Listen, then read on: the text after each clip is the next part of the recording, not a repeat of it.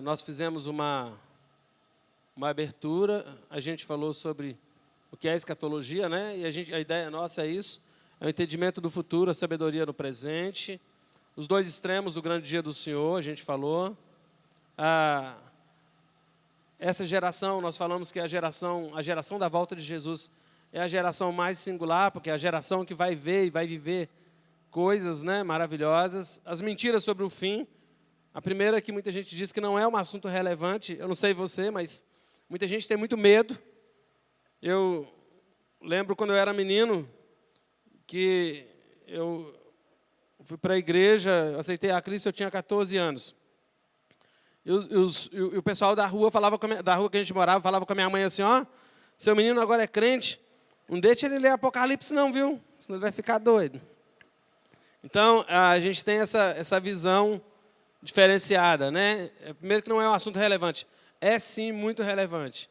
A maneira que nós temos, a nossa escatologia vai dizer como nós vivemos. A gente vai ver isso, porque nós vamos falar da escatologia de Jesus. Então, antes, a gente vai ver, por exemplo, a diferença das visões escatológicas, e elas basicamente se medem pela visão do milênio, que realmente a maneira que nós encaramos a nossa escatologia diz como nós vivemos a nossa vida.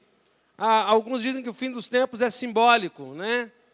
E Deus não vai fazer, Deus não vai destruir tudo, Deus não vai julgar, Deus não vai... alguns dizem que é difícil de entender. Então, a gente pula os textos sobre o fim, porque nós achamos que é difícil de entender. E eu creio, irmãos, que não há nada que não seja entendido. Tanto que quando você olha o Apocalipse, por exemplo, e você vê as simbologias, os animais lá descritos, todos eles estão explicados na Escritura. Na Escritura. Está tudo explicado na Bíblia, não tem essa dificuldade, não. Todas as gerações esperavam a volta de Jesus. Também não é verdade, né? Apenas 2 gerações aguardavam a volta de Jesus. A primeira geração e a nossa geração. A primeira geração porque ela ouviu, né, na ascensão, e ouviu aquela frase, aquela expressão, né? Do mesmo modo que o visto subir, ele vai voltar. É a nossa geração. E por volta do ano de 1800, que também se falou sobre isso, quando se criou o entendimento sobre arrebatamento. Não o entendimento sobre arrebatamento. Na verdade, historicamente, né, não vou adiantar nada aqui do que a gente vai ver lá na frente, mas historicamente nunca se falou em arrebatamento repentino. Apenas por volta do ano 1800 que veio essa ideia do arrebatamento repentino, muito disso baseado na palavra parousia, com a ideia que a parousia é retirar imediatamente, parousia não, apostasia, que é retirar imediatamente. Quando também a outra tradução da palavra parousia é deserção. Então, acredita-se que ao longo da história da igreja, se você ler os pais da igreja, se você fizer um estudo da teologia, da escatologia patrística, você não vai encontrar essa ideia de um arrebatamento repentino. Essa é uma doutrina que foi construída depois. Com um detalhe, irmãos, escatologia não tem nada que nós inventamos. Alguém pensou, alguém construiu. Se você pega, por exemplo, eu estou preparando uma aula para os meninos aqui da igreja sobre livre-arbítrio. Sobre livre-arbítrio. Então, quando você estuda o livre-arbítrio, você vai pegar Pelágio ou Agostinho, que são os 2 homens que desenvolvem, embora Pelágio tenha lá suas heresias, que desenvolvem um bom entendimento. Inclusive, o pastor Natan falou sobre isso na nossa aula de cosmovisão bíblica na sexta-feira. Está lá tá gravado lá para quem quiser assistir. Os sinais da volta de Jesus. Engano de falsos profetas, conflitos étnicos, distúrbios econômicos, fome, pestes e terremotos, ódio aos crentes, distúrbios relacionais na sociedade, crime ou aumento do pecado e rebelião, sinais assombrosos, sinais no céu, distúrbios no mar. O que eu ia falar nós cremos, né? É porque eu creio assim também. Todas essas coisas combinadas, acontecendo ao mesmo tempo, são no que a gente vai ver biblicamente Jesus falando, os sinais da volta de Jesus. Então, nós podemos ter expectativa, à medida que nós acompanharmos o cumprimento desses sinais, e assim não sermos pegos de surpresa. A gente vai ver como a Bíblia localiza esses acontecimentos. O texto que a gente vai usar da escatologia de Jesus vai ser Mateus 24, Lucas 21, Marcos 13, que é o sermão escatológico. Algumas pessoas dizem, eu não vou estudar a escatologia porque ninguém sabe o dia nem a hora. Podemos conhecer as épocas e não sermos surpreendidos. Olha só, o que Paulo diz aos Tessalonicenses, na primeira carta, o capítulo 5, verso 4. Mas vós, irmãos, não estáis nas trevas, de modo que aquele dia vos surpreenda como ladrão. Talvez alguém aqui nunca tenha passado pela experiência de ser furtado, né?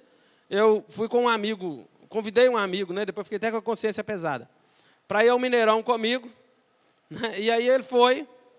E aí quando nós fomos assistir um jogo, Atlético Palmeiras, se não me engano, e voltando, quando nós entramos no ônibus, ele procurou a carteira para pagar a passagem, a carteira não estava mais lá. O ladrão não avisou, olha, estou furtando sua carteira, vou puxar. Não. E a Bíblia diz o quê? Que essa surpresa, e aí olha o que diz, o arrebatamento não é secreto. Todo olho o verá. Olha só, Apocalipse 1:7. Ele vem com as nuvens, e todo olho o verá. Até mesmo aqueles que o traspassaram, e todas as tribos da terra se lamentarão por causa dele. Então, ele vem com as nuvens, todo olho o verá, até mesmo aqueles que o traspassaram. A teologia do arrebatamento secreto foi criada há mais ou menos 200 anos, nos anos 1700. A primeira vez que se pensou no arrebatamento de forma separada da segunda vinda. Por quê? A primeira vinda de Jesus é a encarnação. A segunda vinda é a volta de Jesus. A gente não vai encontrar um texto bíblico que fale sobre duas vindas. Não tem um texto bíblico. Por exemplo, qual é a escatologia que nós recebemos, que é dispensacionalista, que nós recebemos? Que é, Jesus arrebata a igreja vai estar com o Senhor, quando ele voltar, ele traz a igreja junto. Então, seriam duas vindas. O arrebatamento secreto, mais a volta de Jesus. Este ensino se propagou nos anos 1800, se consolidou como uma visão escatológica através de John Darby. Eu coloquei ali bem assim, para a gente, caso alguém queira pesquisar, né? E foi popularizado por Tim LaHaye, naquela série Deixados para Trás, que a gente assistiu, né? Tem uma delas que tem até a igreja arrebatada, e está lá o pastor dentro da igreja batendo uma bolinha, uma coisa mais deprimente, né? Logo o pastor, né? O princípio da fascinação. Porque o que eu chamo de princípio da fascinação? A ideia de fascinação aqui é a ideia de você ficar maravilhado com a glória de Deus, com aquilo que Deus está fazendo, com aquilo que Deus vai fazer. É a forma de aprofundar o nosso conhecimento e crescermos em fascinação por Jesus.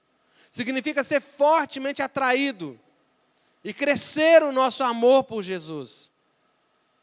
E crescer o nosso amor por Ele. E a graça de Deus nos dá poder para caminhar em obediência total a Ele, enquanto crescemos em Cristo, com o entendimento da palavra e de seu caminho. E o outro detalhe bom para nós estudarmos escatologia: Deus quer que nós participemos totalmente do que Ele está fazendo na terra, sem ter medo e com resistência, e sem resistência em nossos corações aos planos de Deus. Por que nós queremos um arrebatamento secreto? Que tudo que nós queremos é fugir da dor. A nossa geração, ela é uma geração que ela quer evitar a dor, ela quer evitar a luta, ela quer evitar a batalha. Quando a gente fala de Jesus para alguém, nós falamos assim, olha, que Deus vai tirar toda a dor. Aí Jesus olha para a pessoa e diz assim, no mundo tereis aflições. Quanto mais entendemos a liderança de Jesus no fim dos tempos, mais ficamos fascinados por Ele. Né? Ele nos ganha para andar com Ele e revelar a nós o seu grande plano. Há princípios escatológicos que nós precisamos atentar. O primeiro é o princípio da preparação. Olha só, porque haverá uma tribulação muito grande, Mateus 24, 21, como nunca houve desde o princípio do mundo até agora, nem jamais haverá. qual é a ideia de Deus quando Ele nos fala sobre o fim, quando Ele nos fala sobre as coisas, os acontecimentos do fim? É nos preparar para esse fim.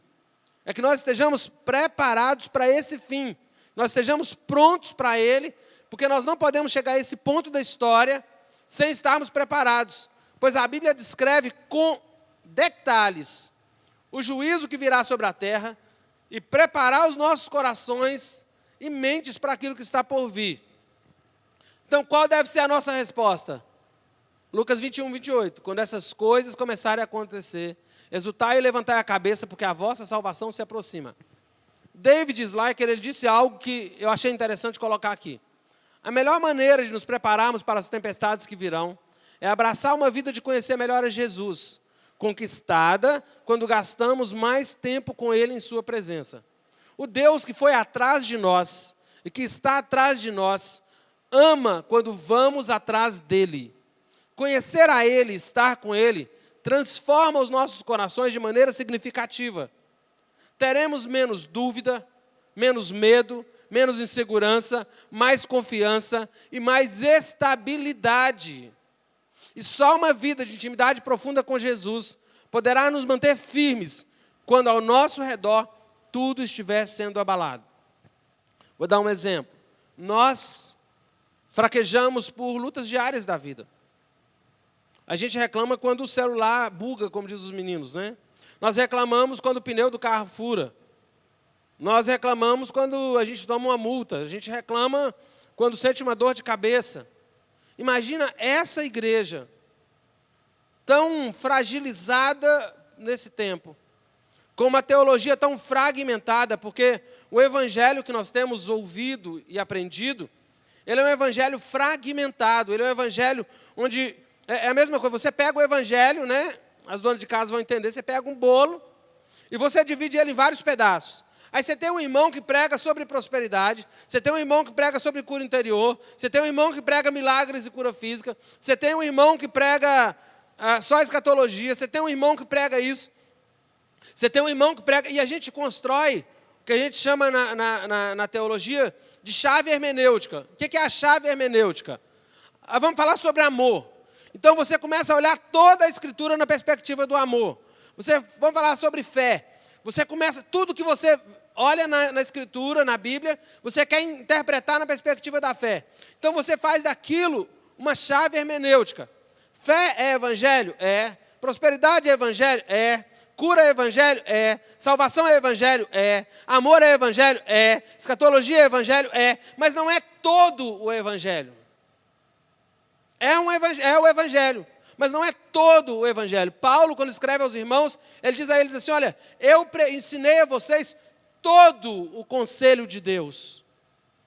Então nós precisamos pegar esse evangelho e ao invés de fragmentar, de atender a clientela, o que é que agrada essa clientela? Não, essa clientela prefere isso, essa clientela prefere isso. Nós pegarmos todo o evangelho, um evangelho que transforme a nossa vida, que mude a nossa história, um evangelho que não nos salve, no sentido apenas de nos guardar em um determinado lugar, mas um evangelho que nos leve a uma mentalidade, a um entendimento, ao entendimento da cruz, entendimento de salvação. Por exemplo, nós vemos uma igreja que corre, que trabalha, que sua, todo mundo quer ser salvo, uma igreja que sabe, que quer agradar, e aí a gente não entende. Nós já fomos salvos, pela graça sois salvos mediante a fé, não vem de vós, é dom de Deus, não vem de obras para que ninguém se glorie. Então eu não preciso fazer nada para ser salvo. Então eu posso viver minha vida do jeito que eu quiser? Não, não pode, porque você já não tem mais livre-arbítrio, você entregou a sua vida. Né? Não é do tempo dos irmãos, mas é do tempo de Filipe aqui, ele vai lembrar, Marquinhos também é desse tempo, né? Alguns aqui são, né? Estou vendo mais gente que é. Que o Grupo Logos cantava aquela canção, né? Quem põe a mão no arado não pode mais olhar atrás, pois quem no arado põe a mão, trabalho certo e perto, tem serviço e profissão. Você entregou a sua vida. Quando você entrega a sua vida, o que é que Paulo diz? Não vivo eu, Cristo vive em mim. A vida que agora vivo, eu vivo na fé do Filho de Deus, o qual me amou e a si mesmo se entregou por mim. O que é que Paulo diz aos romanos? Ele diz assim, vós que estáis debaixo da graça, o pecado já não terá domínio sobre vós. Bajones falou ali que ele fez o evangelismo essa semana e ganhou uma alma, né? Ele e irmão Zé são 2 ganhadores de alma, né? Mas o que acontece? E ele falou assim, confessou Jesus, porque qual é a confissão? A confissão é, quem é o Kyrios, quem é o Senhor da sua vida? Então você e eu, quando estamos sem Jesus, não temos livre-arbítrio. Por quê? Porque é impossível que o homem sem Deus tome decisões que não sejam afetadas por sua natureza caída. Ah, mas tem a questão da moral? Tem. Todo homem sabe quando está errado. Já viu aquela criancinha lá de 3, 4, 5 anos? Aí você fala assim, a criança fica quietinha e você pergunta, o que é que você está fazendo? Não sei se vocês lembram, há um tempo atrás viralizou a menininha do batom, né? Que falou que foi a cachorrinha que comeu o batom. Então, assim, a criança esconde a mão, alguma coisa, a ideia, a noção, a ética da moral, o entendimento que alguma coisa não está certa. Mas mesmo assim, sabendo o que é certo e errado, o homem, por causa da sua natureza caída, ele tem uma tendência, ou todas as decisões dele estarão afetadas por essa natureza caída. Então, ele não é livre. Ele tem uma natureza caída que governa sobre ele. Lembra de Paulo dizendo, miserável homem que sou. O mal que eu não quero fazer, ou o bem que eu quero fazer, eu não faço. O mal que eu não quero fazer, esse está sempre dentro de mim. Quem me livrará do corpo dessa morte? É a história daquele homem declarado santo que passou 27 anos numa caverna, e um dia ele voltou para casa, e alguém perguntou assim, mas você estava lá num tempo de ascetismo, correndo do pecado, o que aconteceu? Porque a ideia da Idade Média, principalmente, é de que nós tínhamos uma sociedade afundada no pecado, afundada na lama, afundada na corrupção. E então foi quando nasceu o chamado escolasticismo, quando nasceram os monges, né? Os movimentos dos monges, os movimentos de meditação, onde as pessoas começaram a sair, né? A ideia do ascetismo é sair da vida da sociedade, sair do meio daquela sociedade corrompida e se refugiar em lugares onde eles pudessem buscar a Deus sem aquela influência corrupta da sociedade, né? Tão difícil que estavam as coisas. E aí ele disse assim, não, eu estava fugindo, mas eu descobri. E aí Paulo diz, né? Ele falou, estava dentro de mim. Paulo diz, quem me livrará do corpo dessa morte? Quem me livrará? Então, essa é a dificuldade. O homem caído, ele é suscetível à sua natureza caída. E aí esse homem, então, aceita Cristo como o Senhor de sua vida. O que esse homem está fazendo agora? Ele deixa de ser dominado pela sua carne, e ele se submete ao senhorio de Cristo. Continua não sendo um homem livre. Mas qual é a diferença? A diferença é que Jesus falou assim, já não vos chamo escravos, mas vos chamo amigos, porque o escravo não sabe o que faz o seu senhor. A diferença é que deixamos de ser escravos do pecado e fomos adotados como filhos. Recebemos o espírito de adoção, pelo qual clamamos Abba, Pai, ou seja, papaizinho. É a ideia de relacionamento e de intimidade. Porque na cultura romana, na lex romana, a ideia da adoção é que a adoção era uma ação irrevogável. Havia todo o que nós podemos chamar de ritual, todo um ritual na adoção. Havia todo um ritual na adoção romana. Você podia adotar uma criança, você podia adotar um adulto, você podia adotar uma família inteira. E era muito comum quando uma pessoa estava endividada e não tinha o que fazer, a vida dela estava toda acabada, e certamente ela seria escrava por causa daquela dívida, ou poderia ser morta por causa daquela dívida, poderia ser presa por causa daquela dívida. Alguém adotava aquela pessoa. E quando ela era adotada, ela ganhava o novo nome dessa nova família, ela passava a entrar na herança dessa nova família, e todo o seu passado, seu nome, sua história, era apagado. Nem o Estado podia cobrar ou alegar ou reclamar o passado dessa pessoa. O Estado não podia fazer isso. A outra é a ideia da irmã que orava também no orfanato. E aí, um pessoal satanista sabia que tinha um orfanato e resolveram fazer uma brincadeira com ela. Uma zombaria, né? E compraram algumas coisas para levar para o orfanato.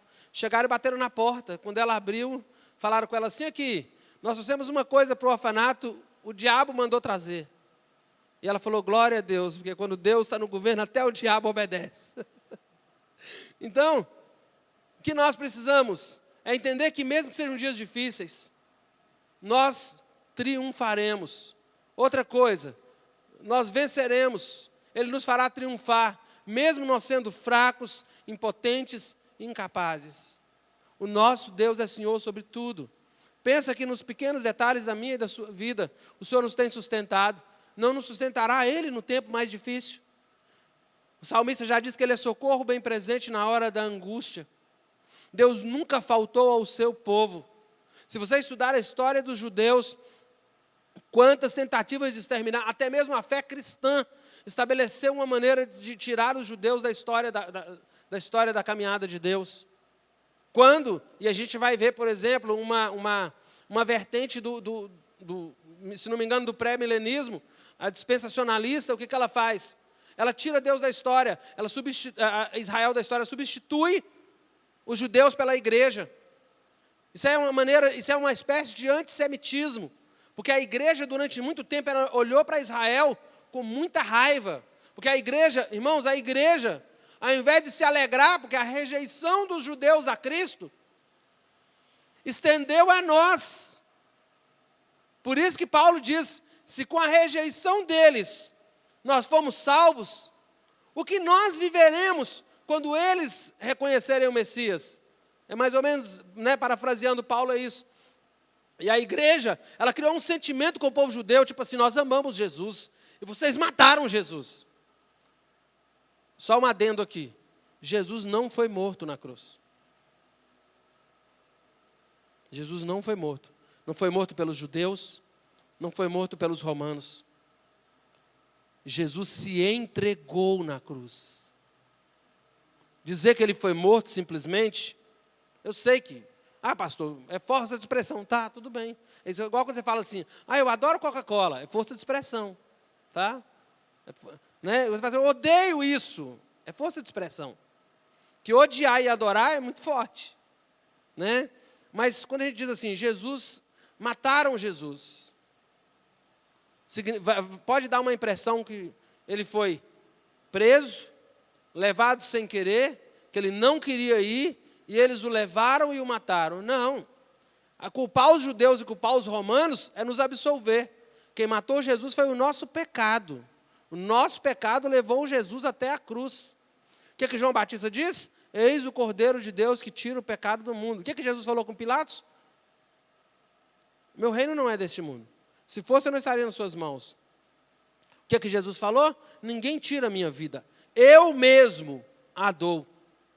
Se Jesus não quisesse morrer, ele diria o que Pilatos queria ouvir, ele diria o que os fariseus queriam ouvir, que os sacerdotes queriam ouvir.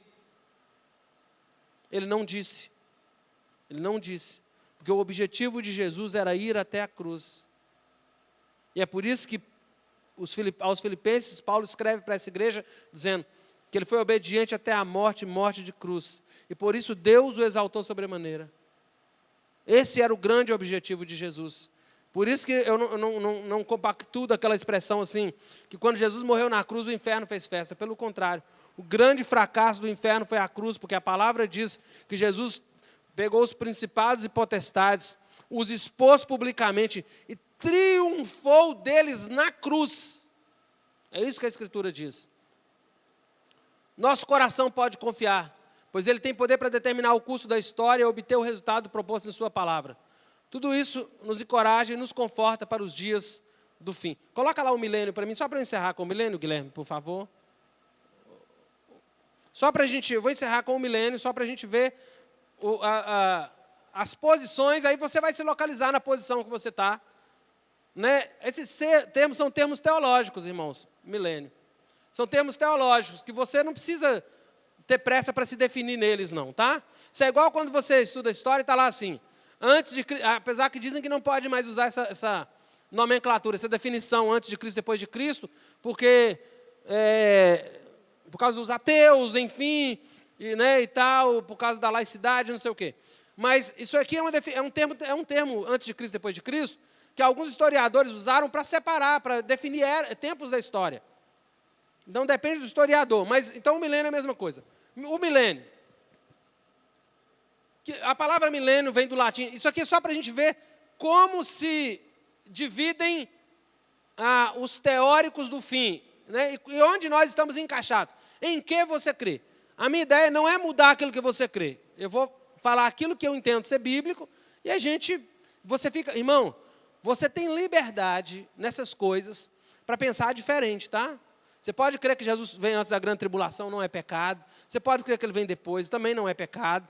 A gente vai subir junto para o céu, né? É céu assim, né? A gente vai ver, eu sou restauracionista, então falar que nós vamos subir para o céu para mim é um negócio mais complicado, mas a gente vai ser arrebatado junto, um olhando para o outro falando assim, você estava certo. Porque ele vem, irmãos. Se ele vier antes, nós vamos estar com ele. Se ele vier depois, nós vamos estar com ele. Nós vamos estar com ele. E pronto. Como diz aquele camarada lá, Zé Fini, né? A palavra milênio vem do latim mille, significa 1000, relaciona-se com a declaração de Apocalipse 24, 20, verso 4. E viveram e reinaram com Cristo durante 1000 anos. O que é consenso na história da igreja? É consenso. Morte, encarnação virginal de Cristo. Morte e ressurreição. A vinda de Cristo é consenso. O arrebatamento a segunda vinda, né? Porque a primeira é a encarnação. Segunda vinda é consenso. Arrebatamento é consenso. Juízo final é consenso. Milênio é consenso. Mesmo os chamados amilenistas são milenistas. Nesse período de 1000 anos, Satanás permanecerá preso e os crentes reinarão com Cristo. Esse período mostra o reinado de Cristo sobre o mal e o cumprimento de suas promessas ao seu povo. Existem 4 interpretações a respeito do milênio. Pós-milenismo, ou seja, o milênio ocorrerá após o período de paz e prosperidade para a igreja, ou para a terra. Por quê? Quando você vê pós, pré e a, o que significa? Os pós-milenistas creem que Cristo volta depois do milênio. Os pré-milenistas creem que Cristo volta antes do milênio. Os amilenistas creem que nós já estamos no milênio, que esse milênio não é literal, que ele se inaugura com a vinda de Cristo e ele fecha com a volta, com a segunda vinda. Então, pré-milenismo, o tempo após o retorno de Cristo, ele reinará sobre a terra. São 4, mas ele só tem 3, é porque o pré-milenismo você tem o histórico, o pré-milenista histórico e o pré-milenista dispensacionalista. Qual que é a diferença entre os dois? O pré-milenista histórico, ele crê que a volta de Jesus é no final da grande tribulação, após os 3 anos e meio, paz, ruptura, mais 3 anos, a volta de Cristo se dá após a grande tribulação. O pré-milenista dispensacionalista, ele crê que, né, porque aí Cristo volta após a grande tribulação, Cristo vem depois do milênio. No primeiro, milênio depois Cristo, a volta de Cristo. No segundo, a volta de Cristo depois do milênio. A diferença do histórico e do dispensacionalista é que o dispensacionalista, além dele, crê que a igreja substitui Israel, que Deus não tem mais um plano para Israel, que Israel agora somos todos nós. Ele também crê que o arrebatamento é antes, o histórico crê que o arrebatamento é antes do milênio, depois da tribulação. O dispensacionalista, o arrebatamento é antes do milênio, mas também é antes da tribulação. Ele também é pré-tribulacionista. O amilenista crê que o milênio é uma referência simbólica ao período entre a primeira e a segunda vinda de Cristo. É o chamado amilenismo, ou seja, não existe um milênio literal. Nós já estamos no milênio. Detalhe, os primeiros pós-milenistas são, em sua maioria, pentecostais, neopentecostais, e até alguns irmãos reformados, igrejas históricas. O pré-milenismo histórico e dispensacionalista. No pré-milenismo, você vai ter muito os pentecostais, né, os assembleianos, por exemplo, são pré-milenistas, pré-tribulacionistas em sua maioria. Os batistas, nacionais, brasileiros, os batistas, muitos também, a maioria são pré-milenistas, pré-tribulacionistas. Os batistas, os reformados são pré-milenistas, históricos e amilenistas. Muitos deles. Se você pegar os presbiterianos, Augusto Nicodemos, Hernandes Dias Lopes, a maioria deles vão ser amilenistas. Para você ver que é muita gente inteligente acreditando em coisas diferentes da gente. Né? Eu tenho uma tendência muito maior ao pré-milenismo histórico, com uma diferença, que a objeção que os pré-milenistas, ou os amilenistas fazem aos pré-milenistas históricos, é uma ressurreição final de ímpios e justos para o julgamento. Não, eu não creio assim. Eu creio que o grande trono branco é apenas para os não salvos em Jesus. É a diferença. Né? Não estou construindo a teologia, não, que eu não tenho capacidade para isso, não. Esse ponto de vista, o pós-milenismo, ensina que a segunda vinda de Cristo ocorrerá pós-milênio, depois do milênio. Ensina que antes da vinda de Cristo haverá o melhor período da história. O Senhor voltará no fim de uma longa era de paz e harmonia. Os defensores, olha para você ver como é importante a escatologia na nossa vivência diária. Os defensores do pós-milenismo adotam uma visão otimista em relação ao presente século, ou seja, tudo vai melhorar. Tudo vai melhorar, porque Cristo não volta enquanto não houver paz, não houver prosperidade na terra, prevendo uma época de ouro do progresso, que afeta todas as dimensões da vida, econômica, social, cultural e política. O que fazem os pós-milenistas, então? Eles vão se esforçar para melhorar o mundo, porque melhorando o mundo, melhorando as coisas, você prepara o tempo da volta de Cristo. A visão pós-milenista foi muito popular no século XIX e foi defendida pelos principais teólogos dos finais dos séculos. Irmãos, eu vi a lista, há teólogos como Strong, homens de uma envergadura muito grande que pensam assim. A ocasião para essa visão era notável naquele tempo, na medida em que se seguia um período de otimismo e progresso da ciência, da cultura e do nível de vida. Foi na época da Revolução Industrial, na época do crescimento, na época das melhores invenções. Muitas coisas que nós desfrutamos hoje foi inventada nessa época. Então, o mundo ele avançava de maneira assim, em alta velocidade. Então, o mundo vai melhorar, tudo vai melhorar. E esse progresso vai chegar no ápice do crescimento, no ápice do desenvolvimento. E aí Cristo volta. Era essa a ideia. Contudo, a visão pós-milenista diminuiu consideravelmente após as duas guerras mundiais. Por quê? As duas guerras mundiais, que mataram juntas mais ou menos 20 milhões de pessoas, ou 120 milhões de pessoas, elas trouxeram uma decepção muito grande. Qual a decepção? Para quem esperava uma melhora, você tem duas guerras mundiais, porque as guerras mundiais levaram o mundo à bancarrota. O pós-milenismo,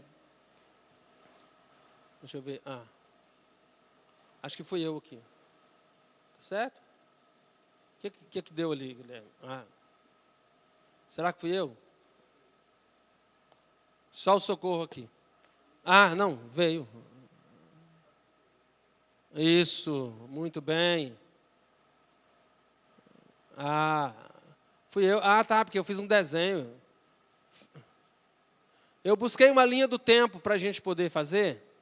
Não, é eu mesmo, Guilherme. Eu preciso melhorar. Como diz aquele irmão, me ajuda a melhorar. A cruz é a primeira vinda de Cristo. Aí é uma linha do tempo. O milênio, o reinado de Cristo por meio da difusão do Evangelho e o retorno de Cristo. Então, qual é a ideia do pós-milenismo? A ideia do pós-milenismo você tem a primeira vinda de Cristo, a morte de Cristo, aí você tem o milênio, todos os acontecimentos, aí vem o milênio, os 1000 anos de paz, aí Cristo, a terra melhora, tudo se resolve, tudo vai acontecer, as coisas vão prosperar, o mundo só vai caminhar para melhor. E aí Cristo volta. A igreja vai influenciar todo mundo, cultural, política, economicamente, para que Cristo tenha domínio através da igreja. Veja como isso se revela na nossa prática diária de igreja. Não, a igreja na política, a igreja nisso, a igreja naquilo, e a igreja vai tomar a cultura, a igreja vai tomar o cinema, a igreja vai tomar não sei o quê, a igreja vai fazer isso, a igreja vai fazer aquilo, e aí a igreja vai governar. E Cristo vai governar através da igreja e o mundo só vai... Entende como isso está na nossa vida diária? Não tem a ver só com o nosso futuro? Cristo retornará após a conclusão desse período. Também creem que a igreja substituiu Israel e recebeu o seu propósito e promessa. Ou seja, Deus não tem mais uma promessa para Israel. O texto que eles usam é aquele texto. Deus não tem mais uma promessa para Israel, Ele tem para a igreja. As parábolas, como a parábola do grão de mostarda, retratam o reino crescendo progressivamente ao longo do tempo. É a ideia de que o reino de Deus está crescendo. Então, esse é o milênio, o reino está crescendo, e nós vamos chegar a um reino de paz, o reino de Deus, ele está falando de maneira literal, de o reino de Deus em todas as áreas da sociedade, ou seja, só vai melhorar, segundo eles. E o pré-milenismo histórico, o termo pré-milenismo significa que Cristo voltará antes do milênio, para estabelecer seu reino terreno de 1000 anos. A ideia do pré-milenismo, a ideia do termo histórico, é porque é a doutrina mais difundida e propagada ao longo da história da igreja. É isso que significa, tá? Que os pais da igreja pregaram assim, que ao longo do tempo, é a doutrina mais antiga, vamos dizer assim, desenvolvida na história da igreja sobre escatologia.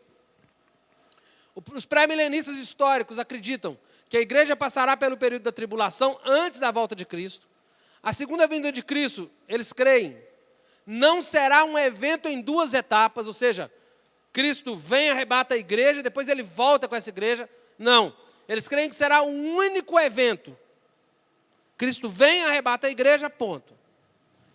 Quando Cristo voltar, os crentes que estiverem mortos serão ressuscitados, os crentes que estiverem ainda vivos serão transformados e glorificados, e então ambos os grupos encontrarão com o Senhor. Lembra de Paulo falando? Com respeito aos que dormem, irmãos, não quero que vocês sejam ignorantes. Ele diz, porque nem todos dormiremos.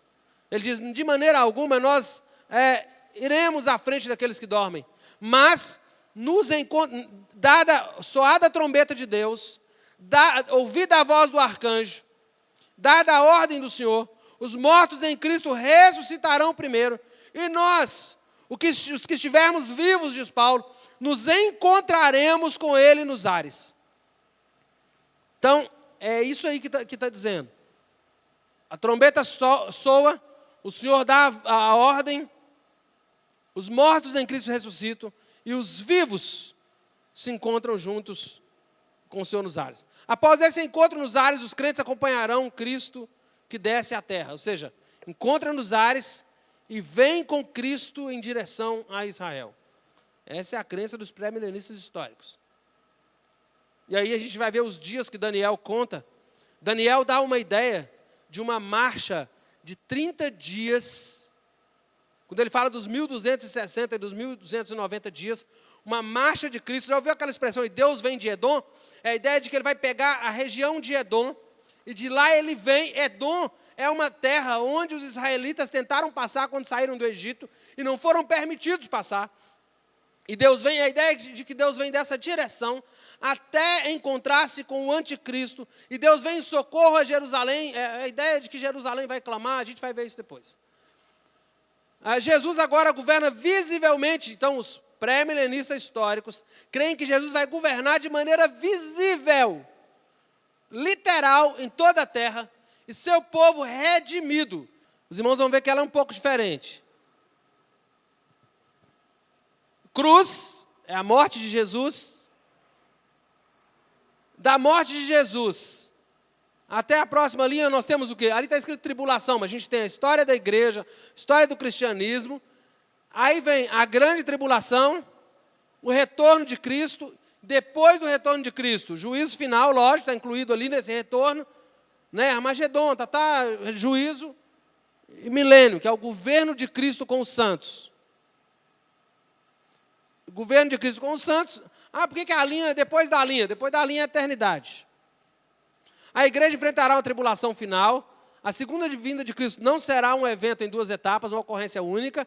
Cristo voltará à terra para reinar e seu reino será terreno. Ele vai reinar literalmente sobre toda a terra. Do Senhor é a terra e sua plenitude. A gente vai ver alguns textos sobre isso. Após o fim do milênio, segue-se a ressurreição dos incrédulos e o juízo. O estado final é instaurado. Era para ter colocado maiúsculo ali, desculpa. Os incrédulos passam a eternidade no inferno, enquanto o povo redimido de Deus viverá para sempre na nova terra que foi purgada, foi purificada de todo o mal. Aí a gente vai... Os textos que eles vão usar, nós, são Isaías e tal, e outros textos. Pré-milenismo dispensacionalista. Né? Esse sistema ensina que Cristo voltará antes do milênio, entendido como um período de 1000 anos literais, e antes do período de 7 anos, conhecido como a Grande Tribulação. A ideia da Grande Tribulação é 3 anos de paz. Vocês viram o acordo que Israel assinou com Emirados Árabes, com outros países árabes, e estão vão tentar estender esse acordo à Liga Árabe e tal. É um tempo de pacificação. Para mim, que creio que o anticristo é islâmico, fica um negócio fenomenal. Fica parecendo que Jesus já preparou até a mala para vir. Conhecido como a Grande Tribulação. Cristo virá secretamente, está vendo a diferença dos históricos para o dispensacionalista? Cristo virá secretamente para a igreja. Lembra aquela música, O Mercado Está Vazio? Tipo isso. Estarão 2 num campo, será tomado e deixado do outro. 2 no moinho, será tomado e deixado do outro. Cristo virá secretamente para a igreja. A igreja, sumiu os crentes. E depois, publicamente, olha só que legal, ele vem para a igreja primeiro, depois ele vem com a igreja para instituir o reino milenar. A igreja não passará pelo período da tribulação. Quando demora, eu sei que é o desenho. A vinda de Cristo, a era da igreja, que é a que nós estamos vivendo, o retorno de Cristo para a igreja, que é o arrebatamento. Olha lá, o arrebatamento. Depois a tribulação, depois o retorno de Cristo com a igreja para o Armagedon, que é a batalha final, depois o milênio, depois a eternidade. Então haverá 2 vindas de Cristo, os irmãos podem ver, uma para e uma com a igreja. Haverão 7 anos de tribulação, que é a grande tribulação. Haverão 3 ressurreições para os dispensacionalistas. Eles creem na ressurreição no arrebatamento. Eles creem numa ressurreição que está em Apocalipse, daqueles que morreram na grande tribulação e não se dobraram diante da besta. E creem numa ressurreição para o grande trono branco, que é a ressurreição do juízo final. Entenderam?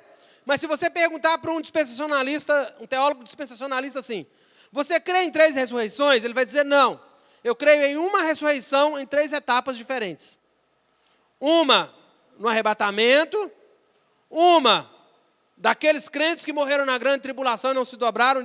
Lembra lá em Apocalipse? Estes são aqueles que não se dobraram, não aceitaram a marca. E uma ressurreição para o juízo final. Essa é a dos dispensacionalistas. A ressurreição dos justos antes da tribulação, dos santos que tiverem morrido durante a tribulação, dos incrédulos no final do milênio. Aí eu vou encerrar com o amilenismo. O termo amilenismo é um pouco infeliz. Significa, não são os amilenistas que são infelizes, tá? É só o termo. Porque eles creem no milênio. O prefixo A significa não. E eles são milenistas, eles creem no milênio. Uma vez que implica que os amilenistas não acreditam no milênio, não é verdade. O escritor americano Jay Adams prefere o termo milenismo realizado. Tanto que quando a gente estuda escatologia, você tem escatologia futura, escatologia realizada, aquilo que já foi feito na escatologia, né? E aquilo que ainda vai se realizar. Milenismo realizado. Uma vez que os amilenistas não creem que o milênio seja exclusivamente futuro, mas já foi realizado, ou seja, está em processo. Nós estamos vivendo o milênio, que é o reinado de Cristo. Os amilenistas não negam o retorno de Cristo, mas rejeitam um reinado de 1000 anos literal de Cristo na terra. Os amilenistas entendem a segunda vinda de Cristo como um evento único. Ele vem uma vez, assim como creem os pré-milenistas históricos, em contraste com os dispensacionalistas, que defendem a vinda de Cristo em duas fases. Como eu falei, arrebatamento, com a igreja, é só você pensar, Cristo volta para a igreja e ele volta com a igreja, duas etapas. Que defendem a vinda de Cristo em duas fases. Além disso, certos eventos devem ocorrer antes da segunda vinda, Mateus 24 está ali. Ao contrário dos pré-milenistas, que ensinam que a segunda vinda de Cristo é para estabelecer seu reino terreno, literal, os amilenistas ensinam que a volta de Cristo é seguida pela ressurreição geral, todos, tanto do justo quanto do ímpio, o juízo final, e aí sim a passagem para o estado eterno. A chave para a compreensão amilenista do reino é o já e o ainda não. A gente falou isso aqui quando a gente falou sobre o reino de Deus. Jesus falou sobre o reino como um presente, já a realidade, mas também como algo que ainda não pertence, ou seja, ao futuro. O reino está chegando, mas também já veio. São expressões, deles. E para encerrar a linha do tempo dos amilenistas, a vinda de Cristo, um milênio. Por que um milênio? Porque eles creem que nós estamos no milênio, que o governo de Cristo está estabelecido, que Cristo está reinando, porque o milênio é o símbolo da vitória completa de Cristo sobre Satanás. Ele venceu Satanás. Então não precisa de um reino literal estabelecido sobre a terra, porque ele já venceu. Assim creem os amilenistas. Os amilenistas interpretam o milênio mencionado em Apocalipse 20, verso 4 a 6, como descrevendo o reino presente das almas dos crentes mortos e com Cristo no céu. Ou seja, Cristo reina naqueles que morreram em Cristo, naqueles que estão no céu, naqueles que estão com Ele. Ele reina. Então o reino de Cristo já está estabelecido. Eles entendem o aprisionamento de Satanás, mencionado nos primeiros 3 versos do capítulo 20, como estando efetivado durante todo o período entre a primeira e a segunda vinda de Cristo, embora findado pouco antes da volta de Cristo. Qual é a ideia? Aí pega também aquela ideia de Judas, de que espíritos em prisão. Então, Satanás está acorrentado. E que ele vai ser solto no final para seduzir as nações e depois vem o juízo. A gente vai falar sobre isso depois. E Cristo voltará após esse reinado milenar celestial, ou seja, eles não creem que é um milênio literal, ou seja, 1000 anos, é um tempo. E a volta de Cristo e depois a eternidade.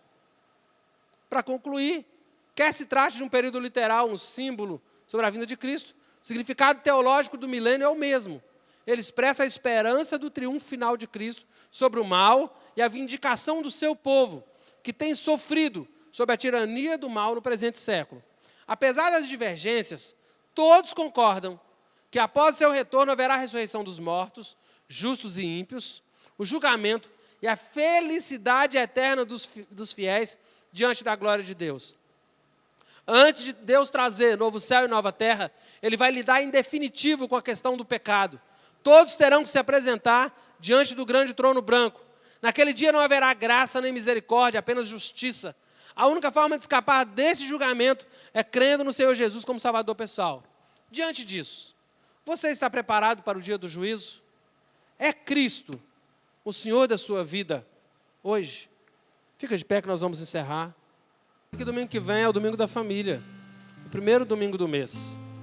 E como nós voltamos à EBD normal, nós gostaríamos que você tirasse o próximo domingo para estar com a sua casa, para visitar a sua família, para ter um almoço abençoado, para dormir um pouco mais tarde, Então, domingo que vem é o domingo da família. No outro domingo, nós vamos começar a escatologia de Cristo e a gente volta, irmão Herculano, nos pontos para poder só... A gente sempre volta, só para dar para frisar um pouquinho. Mas eu sei que você não tem dificuldade, não. Nós é que temos.